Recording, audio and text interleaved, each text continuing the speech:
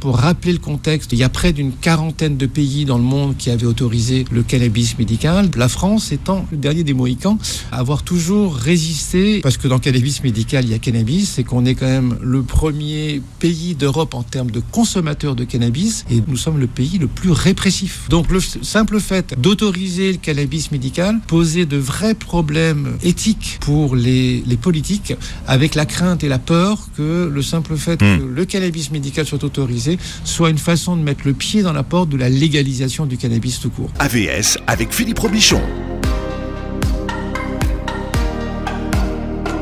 Voilà, AVS, votre santé. Bienvenue pour une nouvelle matinée santé sur Beurre FM. Mon invité ce matin est le docteur Pascal Douek. Bonjour et bienvenue. Bonjour Philippe. Alors vous êtes médecin, nutritionniste et enfin vous avez un double parcours. Vous êtes à la fois médecin et patient expert. Oui, exactement. Donc médecin depuis un certain nombre d'années et patient expert depuis 8 ans. En tout cas, depuis 8 ans, je suis rentré dans la maladie et je suis atteint d'une sclérose en plaques, ce qui fait que pendant les premières années, j'ai continué à travailler, j'ai continué à m'engager sur mes activités professionnelles. Et puis, au bout d'un certain nombre d'années, j'ai été obligé de commencer à lâcher prise sur un plan professionnel. Et donc, tout de suite, le temps que j'ai pu gagner pour moi, je l'ai consacré aux associations de patients. Et je me suis investi auprès de 2 associations de patients, l'ARCEP et l'UNICEF, pour lesquelles j'accompagne et j'aide effectivement d'autres malades et leurs proches qui ont besoin de soutien, avec un profil un peu particulier qui est le mien, qui est celui d'être médecin et malade à la fois, quoi. Est-ce que les médecins font des bons malades ? Les médecins sont des très mauvais malades et c'est très difficile d'établir une relation en tant que malade avec des professionnels de santé quand on est soi-même professionnel de santé. Ça rend toujours dingue. Pourquoi ? Quand elle m'accompagne dans les consultations, parce que finalement, il se passe un truc toujours terrible, c'est que je suis en train de parler avec le médecin d'un malade, c'est moi, mais c'est comme si on était tous les deux en train de parler de ce malade.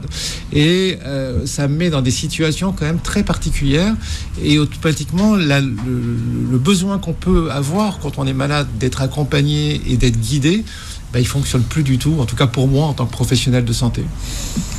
Vous publiez Le cannabis médical, une nouvelle chance. Pourquoi ? Pour qui ? Comment ? Aux éditions Solar. À noter que quand vous vous êtes intéressé au sujet, vous ne connaissiez rien à ce sujet. Alors, puisque vous avez été convoqué en 2018, mais vous n'étiez pas en tant qu'expert du cannabis. Exactement. C'est-à-dire que en tant que médecin patient engagé auprès des associations de patients, j'ai été contacté par l'Agence du médicament donc en 2018 pour rejoindre ce comité scientifique qu'à l'époque la ministre de la Santé, donc Agnès Buzyn, avait souhaité constituer pour répondre à la question: y a-t-il ou non un intérêt ou une pertinence scientifique à autoriser le cannabis médical pour un certain nombre de malades? Et juste pour rappeler le contexte, en 2018, il y a près d'une quarantaine de pays dans le monde qui avaient autorisé le cannabis médical, dont plus d'une vingtaine de pays en Europe. La France étant le dernier des Mohicans, avoir toujours résisté et essayé de cantonner et de bloquer la sortie du cannabis médical. Pourquoi ? Parce que dans le cannabis médical, il y a cannabis, c'est qu'on est quand même le premier pays d'Europe en termes de consommateurs de cannabis, et 2, nous sommes le pays le plus répressif sur le plan du cannabis. Donc le simple fait d'autoriser le cannabis médical posait de vrais problèmes, on va se dire, éthiques pour les politiques, avec la crainte et la peur que le simple fait que le cannabis médical soit autorisé soit une façon de mettre le pied dans la porte de la légalisation du cannabis tout court. Bien. Alors, votre conseil temporaire, qu'est-ce qu'il rend comme avis à la ministre ? Alors, notre conseil temporaire, dans ce comité scientifique, on se retrouve 13 experts, dont la majorité sont des experts scientifiques de haut niveau, à réfléchir, à travailler, à auditionner toutes les parties prenantes. Et au bout de 3 mois, le comité est constitué en octobre 2018. Dès décembre 2018, à l'unanimité dans le Conseil, on recommande l'autorisation du cannabis médical auprès de la ministre de la Santé, qui nous suit et qui nous donne le feu vert et qui nous dit OK, maintenant définissez les modalités d'application de cette autorisation du cannabis thérapeutique. Donc ça s'appelait thérapeutique à l'époque, la dénomination a changé, on parle de cannabis médical maintenant, ce qui fait que pendant les 6 mois qui ont suivi, nous avons travaillé sur le format d'une expérimentation qui devrait commencer théoriquement Qui devait commencer. Vous avez raison Philippe, en juin dernier, c'est-à-dire qu'en juin dernier, les premiers malades devaient voir leur cannabis délivré. Cette date a été ramenée en septembre, puis pour des raisons de Covid, elle a été ramenée en janvier, et aujourd'hui, on est dans une situation de brouillard et d'opacité totale, ce qui fait que nous ne savons absolument pas quand cette expérimentation pourra démarrer, tout simplement parce que là, l'expérimentation a été votée et l'autorisation a été votée à l'Assemblée nationale l'année dernière, en fin d'année, à l'unanimité, et qu'aujourd'hui, il faut qu'un décret d'application sorte, soit signé, et que ce n'est pas le cas. Il est sur le bureau de qui en ce moment, le décret ? Il est sur le bureau du ministre de la Santé, mais on est dans un contexte aujourd'hui qui est un petit peu compliqué. C'est peut-être pas la priorité. Parce que ce n'est pas la priorité et que surtout il y a un virage du gouvernement quand même, qui est parti dans une démarche, on va se dire, assez répressive et on va se dire assez droitière sur un plan politique. C'est que Darmanin il est allé avec des mots. Il est allé avec des mots assez sérieux, et encore une fois, dans cannabis médical, il y a cannabis, et quand aujourd'hui on mène une politique répressive contre le cannabis, on ne peut pas s'embarrasser, en tout cas c'est le point de vue du politique, on ne veut pas s'embarrasser d'une autorisation de cannabis médical qui pourrait rendre les décisions confuses dans une vision, on va se dire, répressive. Bien, alors je ne sais pas si j'ai mal lu votre livre, mais le cannabis thérapeutique a existé, a été vendu en pharmacie, et il est tombé sous le coup des lobbies. C'est ça. C'est-à-dire est-ce qu'en gros on peut résumer comme ça ? C'est à peu près ça. Il y a une très longue histoire. 3000 ans avant Jésus-Christ, on retrouve les premières traces, notamment en Chine, de l'utilisation du cannabis médical dans les douleurs, dans les épilepsies, dans un certain nombre d'indications par les médecins chinois. Puis après, on passe dans la médecine égyptienne, dans la médecine grecque et romaine. Donc voilà, on a un historique qui est extrêmement solide d'utilisation de cette plante jusqu'au 19e siècle, les médecins, les pharmaciens travaillent avec le cannabis médical. Qu'on soit en France, dans les pays anglo-saxons, le cannabis médical fait vraiment partie du paysage de la médecine. Et puis, le 20e siècle, on rentre dans la prohibition. On est vraiment rentré dans la prohibition. Il y avait la prohibition de l'alcool, et puis il y a eu, juste à la suite de la prohibition de l'alcool, la prohibition du cannabis, pour des raisons, effectivement, on va se dire, assez raciste dans la conception américaine. Pourquoi ? Parce que le cannabis, c'était les Mexicains qui arrivaient avec la marijuana, c'était les populations noires dans la Nouvelle-Orléans qui consommaient le cannabis de manière importante, et ce sont ces populations qui ont été visées par les politiques de l'époque, et il y a eu un blocage total sur le cannabis, et effectivement, comme vous dites, aussi des lobbies qui se sont mis en place pour essayer de fermer la porte à cette plante qui menaçait, par exemple, l'industrie pharmaceutique, tout simplement. Oui. Et en 1950, donc, l'ONU proclame que le cannabis et toutes les préparations dérivées n'ont plus aucune utilité médicale. Donc, ça c'est le début de la traversée du désert du cannabis. À quel moment est-ce qu'il revient en grâce ? Il commence à revenir. Alors, 1950, c'est l'ONU. 1970, c'est la promulgation des lois anti-cannabis sur la répression. C'est le cas en Europe. Voilà, la détention de cannabis, la culture du cannabis est totalement interdite. Et en parallèle de ça, dans les années 90, il commence à y avoir un nouvel intérêt au niveau scientifique. C'est-à-dire que les médecins commencent à redécouvrir. On retrouve effectivement en Israël Robert Meshulam, qui est un médecin qui a découvert le THC. Voilà, alors, on va en parler. Voilà. Faut expliquer à tout le monde là. On va reparler peut-être des parlera, voilà, ouais. Mais et il commence à y avoir effectivement une pression qui commence à s'exercer des patients qui expriment un soulagement assez incroyable du cannabis dans un certain nombre de maladies. On va dire que la première utilisation du cannabis, c'est les douleurs chroniques, ce qu'on appelle les douleurs neuropathiques, qui sont des douleurs extrêmement difficiles à traiter, et des patients commencent à raconter des histoires extrêmement remarquables et marquantes de guérison, en tout cas de soulagement phénoménal et d'arrêt de tous les traitements qu'ils prenaient, comme les opiacés, les morphiniques, qui avaient un nombre d'effets secondaires très important. Est-ce qu'on a fait des études scientifiques qui permettent, parce que alors surtout en France, ça marche beaucoup, ça, d'étayer les effets? Alors, on est dans un domaine où on cannabis. A un certain nombre d'études, mais pas d'études qui soient réellement remarquables dans la manière dont elles ont été construites, pour plein de raisons.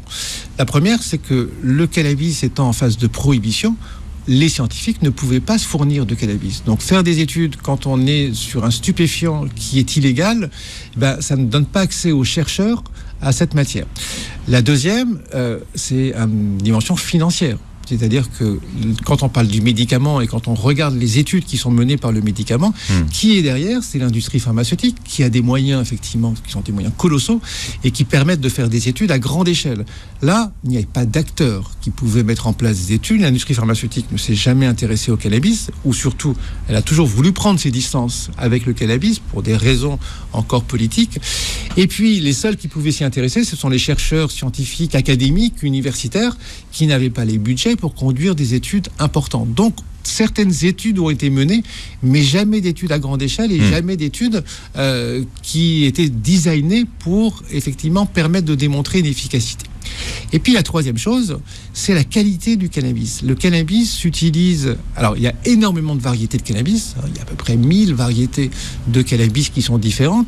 Et à l'époque, on considérait le cannabis comme une seule forme. C'est-à-dire qu'on disait il y a un cannabis. Sauf qu'aujourd'hui, on a vraiment compris qu'il n'y a pas un cannabis, mais des cannabis, et que selon la variété qu'on utilise, l'effet thérapeutique n'est pas le même. L'effet médical n'est pas le même. Or, à l'époque, dans les années 90, même au début des années 2000, on considérait que c'était une seule et même entité. Ce qui fait qu'on ne prenait pas de différenciation en fonction de la variété utilisée. De la même manière, on ne différenciait pas non plus le mode d'administration. Il y a de nombreux modes d'administration et c'est extrêmement important. Voilà, ça ne se fume pas que. Voilà. Pourtant, il y a un marché. Vous parlez de l'industrie du médicament, mais par exemple, les Canadiens qui sont très présents sur le marché, les Américains, c'est un business quand même. Ça rapporte de l'argent. Dans la version thérapeutique. C'est un business énorme. Le Canada dans l'ordre des choses, en 96, c'est la Californie qui est le premier État aux États-Unis à autoriser le cannabis médical sur cet État. En 2001, c'est le Canada qui est le premier pays qui l'autorise. Aujourd'hui, les acteurs internationaux industriels du cannabis, ce sont les Canadiens et les Américains, qui sont les gros acteurs mondiaux, mais qui n'a rien à voir avec l'industrie pharmaceutique. Ce sont des acteurs nouveaux qui se sont créés et qui sont apparus aujourd'hui en Amérique du Nord, puis ensuite qui se sont développés en Europe, puisqu'il y a 20 pays aujourd'hui qui font du cannabis médical. Si on parle des Canadiens, ils produisent vraiment une plante spécifiquement pour les médicaments Alors, ils ont toute la chaîne. Donc, ils ont toute la chaîne qui est de la culture. Donc, la culture du cannabis médical, ça se pratique sous serre. Ça se pratique sous serre. Donc, ça pratique sous serre, c'est bien évidemment gardé. Donc, on est vraiment dans le même contexte que la culture pour l'industrie pharmaceutique de certaines plantes. Il y a toute une batterie de tests qui est régulièrement pratiquée pour s'assurer qu'on a bien les dosages que l'on veut et qu'on a des formes standardisées. C'est-à-dire qu'au final, le malade et le médecin, quand il va prescrire ces produits-là, il a la garantie d'avoir la bonne quantité dans les produits qu'il va utiliser. Toute la chaîne de la culture, la récolte, la transformation des produits, parce qu'il faut transformer ces fleurs séchées en huile, en gélules, et puis ensuite le conditionnement pour conditionner différentes variétés. Tout ça, effectivement, c'est ce qu'on appelle du GMP ou des bonnes pratiques de fabrication sur le même modèle que l'industrie pharmaceutique. Donc on ne peut pas s'improviser producteur ou industriel du cannabis médical. Et alors, dans le cadre de l'expérimentation qui est souhaitée en France, qui est le fournisseur ? Alors, c'est une question encore qui n'est pas encore résolue, tout simplement parce que sans décret d'application, aujourd'hui, l'agence du médicament, qui est le pilote de cette expérimentation, ne peut pas continuer à avancer, et que le deuxième élément qui aujourd'hui manque cruellement pour que l'expérimentation démarre, c'est un budget. Il n'y a pas eu de budget qui a été accordé. Donc aujourd'hui, il y a deux urgences à réaliser pour que l'expérimentation démarre. C'est former les professionnels de santé. Qui ne le sont pas, évidemment. Qui ne le sont pas et qui, pour beaucoup d'entre eux, n'ont aucune connaissance, aucune culture sur le cannabis médical. C'est le but de votre livre aussi, d'informer le personnel médical. D'informer les malades, voilà, leurs proches. Et puis, en second plan, les professionnels de santé qui n'ont aucune... Parce qu'ils n'ont jamais appris à la fac, on ne vous parle pas de cannabis quand vous faites vos études de médecine. Et chez les professionnels de santé, il y a encore une réticence par rapport à ça. Parce que pour eux, l'image reçue du cannabis, c'est que c'est une drogue. C'est la drogue qu'on achète dans la rue. Et la drogue qu'on achète dans la rue, c'est pas un médicament pour eux. Donc là aussi... Donc il y a un travail. Premier travail, c'est la formation des médecins pour essayer de lever ces réticences et de leur donner une vraie culture sur le cannabis. Et la deuxième, c'est mettre en place un cahier des charges et faire la sélection des différents acteurs qui seront ceux qui vont fournir le cannabis médical dans l'expérimentation. Et pour ça, il faut effectivement que ce décret et que le budget soit voté. En sachant qu'en France, il y a un vrai sujet sur la production de cannabis, puisque certains départements, notamment la Creuse, se sont portés candidats pour effectivement diversifier leur agriculture et permettre effectivement de créer une filière française de cannabis. Donc il y a un sujet politique qui vient se rajouter à celui qu'on évoquait. Si ça crée des emplois. Hein. Voilà. Alors, il y a 4 grandes sortes de cannabis, en gros. Oui, il y a 4 catégories de cannabis. C'est utile d'avoir ça en tête parce que ça permet de clarifier les choses. Je pense qu'il y a une réelle confusion qui s'est installée là-dessus. Donc, la première, c'est celle qu'on connaît tous, c'est le cannabis récréatif. Alors, c'est quoi le cannabis récréatif ? C'est le cannabis qu'on va acheter dans la rue. C'est surtout des variétés qui ont été sélectionnées avec les années pour avoir des taux de THC. On va faire un point quand même sur ces notions d'ingrédients, d'actifs au sein du cannabis. Dans le cannabis, il y a énormément de molécules actives. Il y en a à peu près 500. Donc c'est quand même important. Dans la plante cannabis, dont on récolte les fleurs séchées. Donc c'est dans les fleurs que l'on retrouve la concentration maximale d'actifs. Ces actifs, ils sont répartis en ce qu'on appelle des cannabinoïdes. Donc c'est des phytocannabinoïdes. Donc ce sont des molécules qui sont propres au cannabis. Et puis après, on a des terpènes et des flavonoïdes qui sont des molécules qu'on va retrouver dans d'autres plantes aussi. Mais il faut savoir que l'ensemble de ces 500 actifs ont un effet médical qui est intéressant et surtout un effet synergique. Et parmi les phytocannabinoïdes, il y en a 2 qui sont les plus connus, dont on entend parler de façon régulière. La première, c'est le THC. Donc le THC, c'est l'actif psychoactif, c'est celui qui vous fait planer, c'est celui qu'on va rechercher quand on consomme à titre récréatif du cannabis. On recherche des variétés qui soient riches en THC. Et puis le deuxième, c'est le CBD, le cannabidiol. Alors là, on voit dans les rues parisiennes ou dans les rues des différentes villes des boutiques qui s'ouvrent régulièrement et qui vendent des dérivés de produits à base de CBD. Le CBD, c'est quoi ? C'est ce qu'on appelle l'actif bien-être. Il n'est pas du tout psychoactif, c'est-à-dire qu'il n'a pas d'effet, on va se dire, planant, ou il ne vous défonce pas, mais par contre, il a des effets bien-être, c'est-à-dire qu'il peut détendre, il peut permettre de réduire l'anxiété, il peut permettre d'améliorer le sommeil, voire il peut permettre de mieux supporter les douleurs dans certains cas. Voilà. Donc ces 2 actifs, ils sont essentiels parce que c'est au travers des dosages de ces 2 actifs qu'on va pouvoir définir l'effet thérapeutique. Alors, je reviens sur mes catégories. Ouais. Le récréatif, très riche en THC. Voilà. Donc c'est évident que cette forme de cannabis que l'on achète dans la rue n'est pas adaptée pour le cannabis médical parce qu'elle va avoir un effet ultra planant et elle aura un effet thérapeutique qui sera généralement faible. Donc c'est pas celle-là vers laquelle on va se diriger. Le deuxième, on vient d'en parler, c'est le cannabis bien-être, c'est le CBD.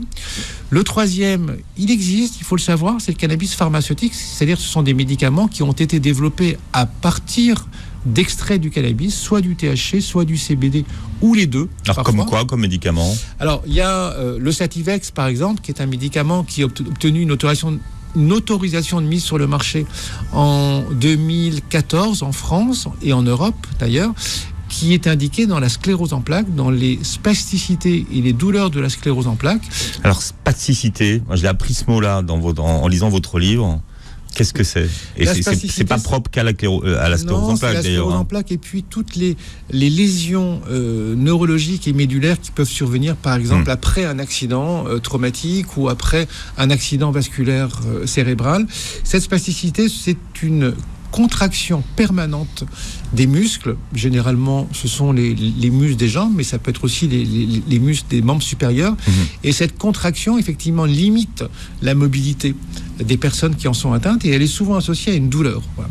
Et c'est vraiment une problématique dans la sclérose en plaques et le cannabis a pu démontrer, en plutôt certaines variétés de cannabis, je reprécise toujours ça parce que c'est important, certaines variétés ont pu démontrer un effet bénéfique sur la spasticité et sur la douleur. Donc le Sativex est un médicament qui a été fait par un laboratoire pharmaceutique à partir de 2 extraits, le THC et le CBD.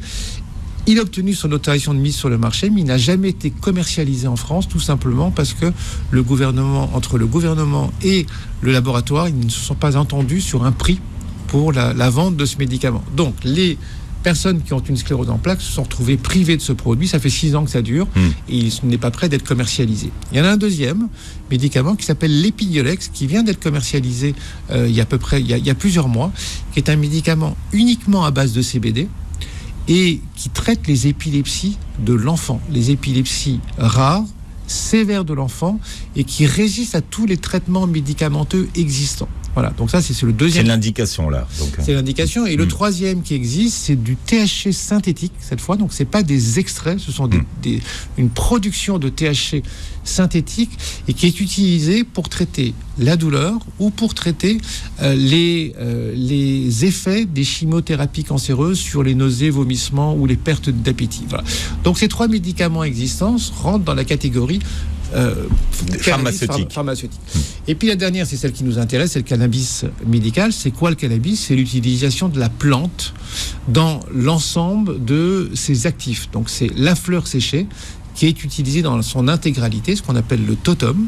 Et à partir de là, sont extraits les actifs, sont récoltées les plantes, puis elles sont transformées soit en fleurs séchées, soit en huile, soit en gélules, pour permettre effectivement de l'utiliser en cannabis médical. Alors, ce qui est important, et ce qu'il faut le dire, c'est que le cannabis médical, c'est pas fumer des joints. Voilà. Parce que on a toujours cette image avec le cannabis, on va le fumer avec du tabac ou sans tabac, en roulant avec du papier. C'est la forme qu'on a totalement interdit dans le cannabis médical. Pourquoi ?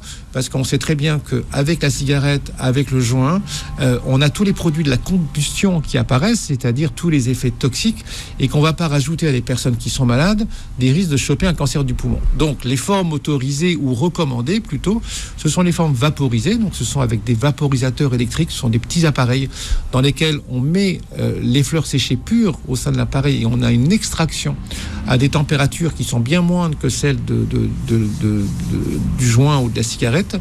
Et puis les formes sublinguales, c'est-à-dire des huiles pour lesquelles on utilise les gouttes sous la langue, ou alors les gélules à base d'huile qui sont utilisées par les médecins pour pouvoir effectivement avoir un effet thérapeutique qui soit bien spécifique. Alors, expliquez-nous, on va essayer de faire simple, on va faire de la simplicité maintenant, ce qu'on appelle le système endocannabinoïde, et en quoi, selon vous, est-ce que c'est une découverte majeure ? Alors, c'est une découverte majeure parce que c'est comme quand nous avons découvert qu'au niveau de la morphine et des opiacés, nous avions un système avec des endorphines. C'est-à-dire que notre organisme produisait des molécules qui étaient apparentées à la morphine et on avait cette capacité effectivement de lutter nous-mêmes contre la douleur en produisant des molécules. De la même manière, on parle souvent des endorphines chez les joggers ou ceux qui font du marathon parce qu'ils recherchent effectivement cette côté un peu excitant et planant quand on fait un effort de longue durée en produisant des endorphines. On a découvert finalement la même chose, c'est qu'on avait un système endocannabinoïde, c'est-à-dire que notre organisme disposait à la fois de récepteurs aux cannabinoïdes, c'est-à-dire que nos récepteurs à nos propres cannabinoïdes, et puis que nous produisions nous-mêmes des molécules, ce qu'on appelle des endocannabinoïdes, donc des molécules qui étaient dans la même famille que celles du cannabis. C'est-à-dire qu'en fait, quand on utilise le cannabis, ce cannabis va se fixer directement sur nos propres récepteurs, activer ces récepteurs et produire un effet. Voilà. Selon, encore une fois, la quantité de THC ou de CBD qu'il va y avoir au sein du produit qu'on consomme. Et alors, est-ce qu'on peut activer et désactiver ces récepteurs ? Parce que c'est la question, ce qui permettrait de lutter contre certaines douleurs sur des zones. C'est tout l'objectif. Il y a un schéma, c'est vachement bien expliqué dans votre livre, parce que c'est ça qui est bien. C'est vraiment, on explique pourquoi ça fonctionne et comment ça fonctionne et sur quelle zone ça fonctionne. Merci, parce que c'est un sujet difficile à vulgariser. Le système endocannabinoïde, c'est ultra compliqué, c'est ultra complexe et donc ça décourage les 3/4 des gens de rentrer dans ce sujet. Or, c'est essentiel. Donc j'ai essayé, moi, de mon côté, de le vulgariser, de le rendre accessible et je sais que ça reste quand même toujours difficile, mais il faut juste comprendre que grâce à la découverte de ce système, on a pu mesurer les effets bénéfiques du cannabis, anti-inflammatoire, anti-proliférant, anti-infectieux, antalgique. Il y a effectivement de nombreux effets qu'on a pu mesurer. Et surtout, on a ouvert une deuxième voie dans la recherche, c'est-à-dire, et ça c'est la recherche pharmaceutique, d'essayer d'identifier des molécules qui se fixe directement sur ces récepteurs cannabinoïdes et qui pourrait avoir un effet bénéfique avec un nombre d'effets secondaires minimal. Voilà. Donc c'est un petit peu... Là, on tape au plus juste, mais alors voilà. c'est vraiment des thérapies qui sont au millimètre. Exactement, ultra ciblées, on va dire. Ultra ciblées, ultra ciblées. Donc ça, c'est... Aujourd'hui, il y a beaucoup de gens qui s'affairent et qui s'activent sur le système endocannabinoïde pour essayer de trouver des molécules qui permettraient d'agir de manière puissante, notamment sur la douleur, par exemple, avec des effets secondaires extrêmement faibles.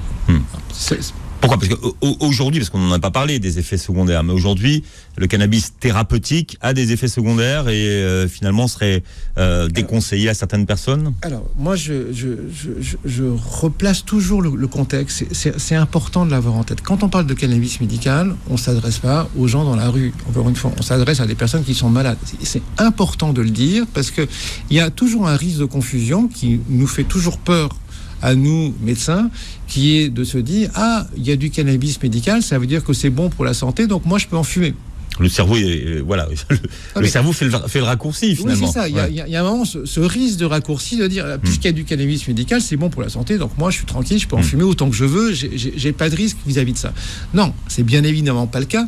Le cannabis médical, il s'adresse à des gens qui sont malades et qui ont des maladies sévères, qui ont des symptômes sévères, pour lesquels l'ensemble de ces symptômes ont résisté au traitement médicamenteux traditionnel. Il faut bien se dire, on est vraiment en deuxième ou troisième... C'est pas en première intention, c'est ça que vous voulez dire. Pas en première intention. Sur des personnes donc, qui ont des maladies sévères et qui ont des symptômes sévères. Donc dans ces cas-là, on n'est pas tellement préoccupé par le risque d'effets secondaires. On est toujours dans le côté balance bénéfice-risque. Si j'ai des bénéfices, c'est plus important, et mes risques par rapport à des personnes qui souffrent, ces risques sont minorés. Surtout quand on a en tête que aujourd'hui les traitements antalgiques qui sont sur le marché, ce sont les opiacés, qui eux sont associés à des risques extrêmement violents de dépendance, d'effets secondaires. Et si vous vous rappelez, aux États-Unis, toutes les crises qu'il y a eu de mortalité avec les opiacés, puisqu'il y a une consommation qui est totalement délirante de gens qui sont accros à ces produits et qui finalement, il y a eu beaucoup de décès aux États-Unis. Donc il faut quand même bien avoir conscience que le cannabis, c'est le stupéfiant qui a été classé d'ailleurs dans les différentes classifications qui ont eu lieu, le stupéfiant le plus sûr, le moins addictif par rapport morphine, à l'héroïne. D'accord, mais c'est pas parce qu'il est moins addictif qu'il n'est pas addictif. Il est addictif, donc ça il faut le savoir, parce que le THC est une molécule qui est addictive, le CBD ne l'est pas, mais le THC est addictif, donc il faut le savoir et il faut le gérer. D'où le cannabis médical, la nécessité d'un encadrement médical. C'est-à-dire que le cannabis médical, c'est pas moi, c'est pas un malade qui va décider d'en acheter de son côté pour en prendre, c'est le corps médical qui va poser un diagnostic, qui va estimer que ce diagnostic rentre dans le cadre d'utilisation du cannabis médical, qui va prescrire les formes de cannabis médical qui correspondent à la nature des symptômes de ce malade et qui va l'accompagner avec un pharmacien qui va lui délivrer. Donc vous voyez, il y a vraiment un encadrement médical. D'accord, mais on parle d'un encadrement médical qui aujourd'hui n'est pas formé. Absolument. Et le cannabis médical n'existe pas. N'existe pas. Donc ça veut dire que c'est quand même pas mal de chantiers qui doivent être en place avant que ça soit opérationnel. On y est presque. Quand même. Moi, je reste optimiste là-dessus parce qu'on y est presque. Tout a été mis en place. Tous les feux sont au vert, à part ce décret et ce budget qui sont censés quand même arriver d'un mois à l'autre. Censés arriver d'un mois à l'autre. Mais c'est vrai que comme vous arrivez au moment où il y a le débat sur le cannabis récréatif, vous voyez, ça fait diversion. Je suis à la fois optimiste parce que je trouve qu'on a fait on a fait déjà une partie du chemin importante. Je suis quand même très inquiet aujourd'hui pour tous ces malades, tout simplement quand je vois comment le gouvernement met de côté aujourd'hui le sujet cannabis médical. Quand j'entends Gabriel Attal qui nous parle de ce décret sur ce sujet, quand il est pris à partie sur ce décret et qui nous répond « Je crois que ce décret sera signé d'ici la fin de l'année », c'est pas acceptable d'entendre ce genre de discours. Nous sommes en septembre, ça devait démarrer en janvier et on nous dit « Je crois que le décret sera signé d'ici la fin de l'année. On n'a même pas d'engagement ferme de la part du gouvernement sur ce sujet. Et puis on en parlait tout à l'heure. De l'autre côté, il y a la répression qui s'est accentuée sur le cannabis aujourd'hui, qui vient contrecarrer finalement le cours de l'histoire ou le parcours du cannabis médical. Le docteur Pascal Douek est notre invité, patient expert, puisque vous aussi, vous expliquez comment vous avez été amené à tester des choses que d'autres malades vous avez racontées, puisque vous avez interrogé et interviewé un grand nombre de patients, et vous-même vous l'avez testé. Alors comment ça s'est passé, votre expérimentation du cannabis médical ? Quand j'ai démarré ce comité scientifique, on a commencé à auditionner un certain nombre d'associations de patients notamment, et je me suis dit, bon, ça serait peut-être quand même utile que je m'adresse déjà à ma communauté, c'est-à-dire la communauté de malades sclérose en plaques, pour voir si j'identifie un certain nombre de personnes qui utilisent à titre personnel du cannabis médical. Ça a été quand même assez surprenant parce que dans un premier temps, je n'ai eu aucune réponse. En travaillant avec une association qui a effectivement une puissance importante au niveau national, je n'ai eu que des réponses. Ah oui, mais en fait, je connais quelqu'un qui en fume, mais c'est pas moi. Donc j'ai pas eu de réponse directe, et je pense que il y avait une vraie peur d'être démasqué et de se retrouver interviewé par quelqu'un et de raconter son histoire personnelle. Je rappelle quand même que l'utilisation et la détention de cannabis est illégale et qu'on est exposé à la fois à des amendes, voire à des peines de prison aussi si on se fait choper. Médical ou pas, en fait ? Médical ou pas, c'est D'accord. Cannabis tout court. Donc, j'ai fini dans un second temps à approcher un certain nombre de personnes qui utilisaient du cannabis et qui me racontaient les bienfaits sur une maladie qui est la mienne, donc sur laquelle les symptômes que eux pouvaient avoir ressemblaient de manière assez proche aux miens. Et je me suis dit, mais pourquoi je ne ferais pas de la même chose pour moi, et que je n'essaierais pas aussi de voir si le cannabis est susceptible de calmer mes douleurs ou ma spasticité. Là, on rentre dans quelque chose qui est un peu compliqué. Parce que comment on fait quand on se retrouve dans un pays où tout est illégal, à essayer de se procurer du cannabis ? Donc, première chose que j'ai faite, sur les conseils d'une malade qui utilisait comme ça, qui avait une copine qui lui ramenait de Suisse du cannabis. Il faut savoir qu'en Suisse, il y a une législation qui est plus libérale qu'en France. C'est-à-dire que le cannabis médical existe, mais il faut avoir une ordonnance d'un médecin suisse et il faut être suisse pour pouvoir en bénéficier. Donc, c'était pas pour moi. Par contre, ils ont autorisé des formes de cannabis très light en CBD, c'est-à-dire qui sont plafonnées à 1% de CBD, donc c'est en dessous de 1%, avec des quantités de THC, excusez-moi, qui sont plafonnées à 1% de THC, et avec des quantités très élevées de CBD. Donc j'ai une copine qui était en Suisse qui a pu me ramener effectivement une variété que je lui ai demandé de me ramener, et puis j'ai commencé à l'utiliser. Alors une des malades que j'avais interrogée me disait qu'elle le consommait, qu'elle le mâchait. Donc j'ai commencé à faire ça, je l'ai mâché, je vous avoue que c'est pas très bon. Un peu la chic là, un peu le... Ouais, c'est pas très bon, c'est très fort de mâcher de la fleur séchée, c'est pas agréable. Bon, j'ai eu aucun bénéfice particulier, ni sur le sommeil, ni sur les douleurs, ni sur la spasticité. Et donc je me suis dit, tout simplement, j'ai pas de bénéfice parce que j'ai des formes très riches en CBD, et il faudrait que je puisse mélanger ça avec des formes plus riches en THC, parce que la finalité dans la sclérose en plaques, c'est d'avoir des formes équilibrées entre le THC et le CBD, ce qu'on appelle le ratio de 1-1, autant de THC que de CBD. Donc là, mais ça, c'est propre à votre maladie. C'est propre à la sclérose en plaques. Et ce qui sera peut-être pas forcément le cas d'autres maladies. Absolument. Donc, si vous avez des douleurs neuropathiques, si vous avez une chimiothérapie anticancéreuse avec des nausées et vomissements, si vous êtes épileptique ou si vous êtes en soins palliatifs, puisque c'est la dernière des indications, c'est l'accompagnement des malades en soins palliatifs, les formes et les ratios ne sont pas les mêmes. Donc là, je suis passé par mon réseau personnel, c'est-à-dire des amis qui m'ont effectivement fourni du cannabis qu'ils consommaient à titre personnel et qu'ils achetaient qu'ils achetaient dans la rue, et j'ai commencé à faire des mélanges. Et première expérience, elle était pour moi difficile parce que je me suis retrouvé complètement défoncé et que c'était pas l'objectif. C'est-à-dire que même si ça peut avoir générer un certain plaisir pour certaines personnes, quand on l'utilise à titre médical, l'objectif c'est pas d'être défoncé, c'est d'être soulagé. Voilà. Alors, tout l'enjeu est là, c'est que finalement, si vous utilisez le cannabis comme un médicament, il va falloir connaître précisément les compositions de ce que vous donnez à consommer, mais surtout de voir qu'est-ce qui fonctionne sur quoi. C'est ça. Et quand vous fournissez chez un dealer, le dealer ne sait pas ce qu'il vous vend. Il sait qu'elle est bonne ou pas bonne. Voilà, c'est ce qu'il va vous dire. C'est-à-dire, est-ce qu'elle vous défonce ou pas? Est-ce qu'elle vous fait planer ou pas? Et généralement, derrière tout ça, c'est un taux de THC très élevé qui permet d'obtenir ça. Quand vous êtes dans un objectif effectivement de soulagement médical, ben là vous voulez effectivement, vous savez que, en tout cas pour ce qui me concerne, et on connaît les ratios pour les autres symptômes, pour la sclérose en plaques, c'est un ratio de 1. Et ben pour y arriver, c'est extrêmement difficile de pouvoir l'obtenir. Donc ce que vous voulez dire, c'est qu'aujourd'hui, on connaît les ratios des principales maladies pour lesquelles le cannabis médical est indiqué. Ça, donc, c'est posé et on sait ce qui fonctionne. Exactement. On sait ce qui fonctionne.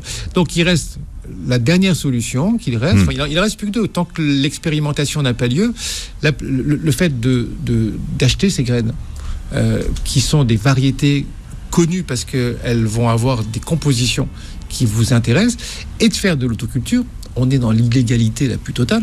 Aujourd'hui, l'utilisation du cannabis, la culture du cannabis est totalement inégale.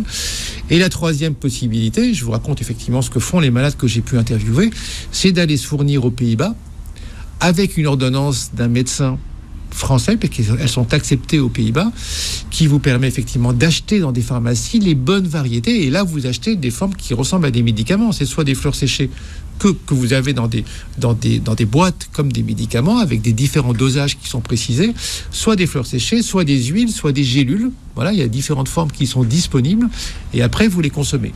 Le seul risque auquel vous vous exposez, une fois de plus, c'est quand vous allez ramener ce cannabis médical des Pays-Bas, vous allez passer à la frontière, vous allez être dans le train. Faut le cacher sous votre masque.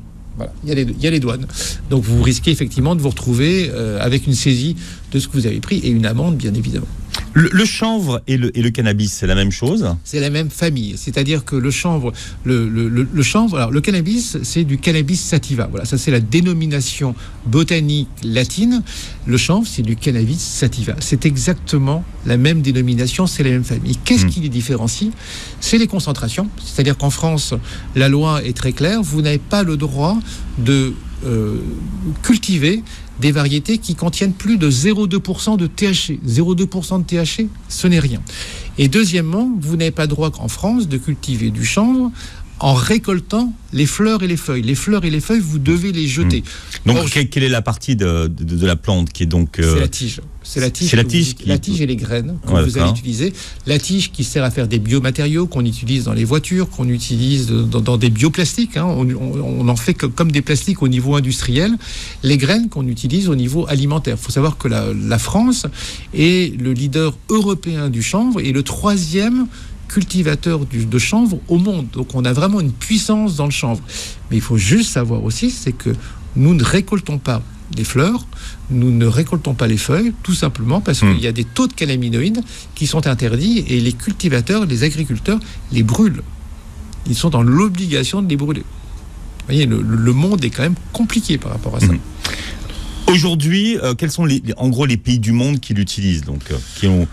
On va se dire l'Amérique du Nord qui l'utilise, un certain nombre de pays en Amérique du Sud. L'Amérique du Nord, dans l'intégralité des États ou pas? Le Canada, bien sûr. Il y a à peu près 33 États aux États-Unis qui ont autorisé le cannabis médical avec des législations qui sont très différentes d'un État à l'autre. Par exemple, la Californie est l'État le plus libéral. La Californie, vous avez ce qu'on appelle des greenhouses. Ce sont des endroits qui sont un peu comme des pharmacies, mais c'est un lieu où vous allez trouver des médecins qui sont spécialisés en cannabis médical et qui vont vous prescrire une ordonnance et qui vont vous vendre, puisqu'ils font à la fois médecins et pharmacie, qui vont vous délivrer des doses de cannabis. Ça, c'est le côté un peu très peu médicalisé, même si ce sont des médecins, c'est un business. Surtout, c'est devenu un vrai business. Quand vous êtes européen, vous êtes français, que vous allez en Californie, tout le monde va aller dans les greenhouses. On n'est pas malade, on veut juste avoir du cannabis, mais il faut juste passer par un médecin qui vous donne l'autorisation et qui vous en vend. Donc, vous voyez, lui, il est intéressé à titre vraiment de businessman par rapport à ce truc-là. Donc, on va dire que c'est pas un vrai modèle cannabis. Il y a le Canada, l'Israël, qui est un des pays précurseurs aussi du cannabis médical et surtout précurseur dans la recherche. Il y a une recherche sur le cannabis médical qui est très active. Ils produisent maintenant au niveau mondial du cannabis médical, donc ils sont très présents. Des pays en Amérique du Sud, l'Australie, qui est très active dans le cannabis médical, plus une vingtaine de pays en Europe qui l'ont autorisé. Est-ce que ceux qui nous écoutent aujourd'hui peuvent demander à faire partie de la fameuse expérimentation dont vous parlez? Parce que dans votre livre, vous expliquez comment on peut le faire et qui pourraient être les personnes concernées et intégrées à l'expérimentation. Il y a 5 indications qui ont été définies. La première, c'est les douleurs neuropathiques. Je pense probablement la catégorie, l'indication la plus importante en termes de nombre de patients qui seraient concernés. Donc les douleurs neuropathiques, ce sont des personnes qui ont eu une lésion neurologique ou une maladie neurologique et qui présentent des douleurs chroniques, qui sont des douleurs extrêmement difficiles à supporter, qui sont des douleurs avec des crises. En plus, c'est chronique et avec des douleurs paroxystiques. La deuxième indication, c'est l'épilepsie sévère de l'enfant. Voilà, donc qui résiste au traitement habituel, pareil pour les douleurs. La troisième, ce sont les nausées, vomissements et pertes d'appétit dans le cadre des chimiothérapies anticancéreuses. La quatrième, on en parlait, c'est la sclérose en plaques, ce qu'on appelle la spasticité et les douleurs de la sclérose en plaques. Et la cinquième, c'est les soins palliatifs, c'est l'accompagnement des personnes qui sont en fin de vie, pour lequel le cannabis va apporter effectivement une tranquillisation et une douceur dans ces dernières semaines de vie. Alors, si on souffre d'une de ces maladies, c'est avec son spécialiste qu'il faut voir si on est éligible ou pas. Généralement, votre spécialiste, si vous avez un neurologue, si vous avez un centre antidouleur, si vous avez un cancérologue ou un oncologue qui vous suit, estimera si vous pouvez faire partie de l'expérimentation. Et si lui a été volontaire et si lui va être formé, il pourra vous le prescrire. Sinon, il pourra vous envoyer vers un autre centre qui, lui, a fait la formation. On parle d'effets antitumoraux aussi. Est-ce qu'il y a du recul par rapport à ça ou pas du tout? Il y a beaucoup d'études qui ont été faites sur ce qu'on appelle l'effet antiprolifératif. C'est-à-dire que le cannabis permettrait de réduire la multiplication des cellules cancéreuses. Alors, c'est un vrai sujet qui intéresse de nombreux scientifiques.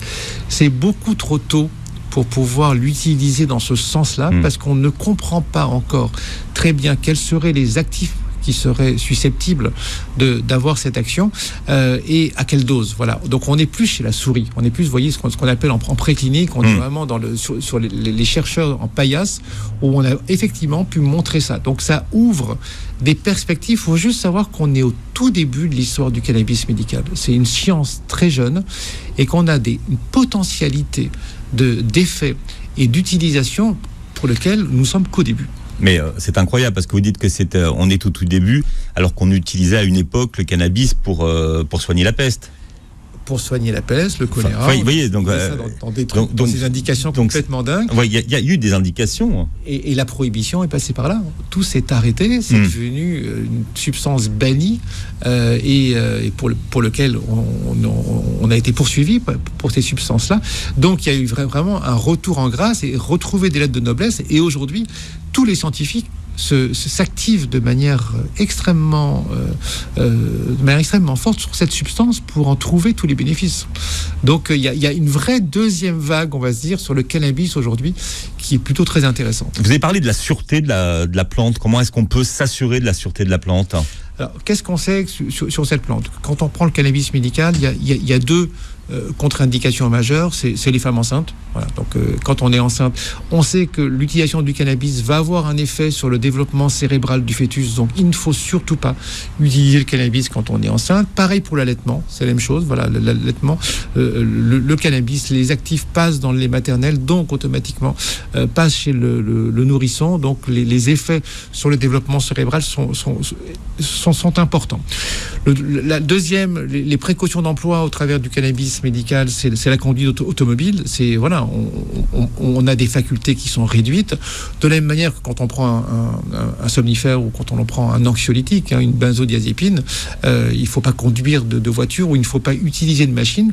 C'est à peu près la même chose. Donc ça, c'est à peu près les risques qui sont associés à ça. Le risque addictif, il existe, mais encore une fois, je vous parle toujours du cannabis médical, donc de personnes qui ont de vrais état de santé qui nécessite une prise en charge. Et l'addiction, on va un petit peu pas s'en préoccuper. Le risque cérébral, le risque cognitif, il existe aussi dans le cannabis. On en parle beaucoup plus chez les jeunes et adolescents qui en consomment à titre récréatif, parce que bien évidemment, quand on est encore en cours de développement cérébral, il faut éviter d'utiliser du cannabis. Mais quand on est chez les personnes qui ont des douleurs chroniques, par exemple, on ne va pas se préoccuper, beaucoup moins se préoccuper des risques cognitifs. Bien. Alors votre livre vient combler un vide. Il n'y a pas beaucoup de littérature sur le sujet aujourd'hui.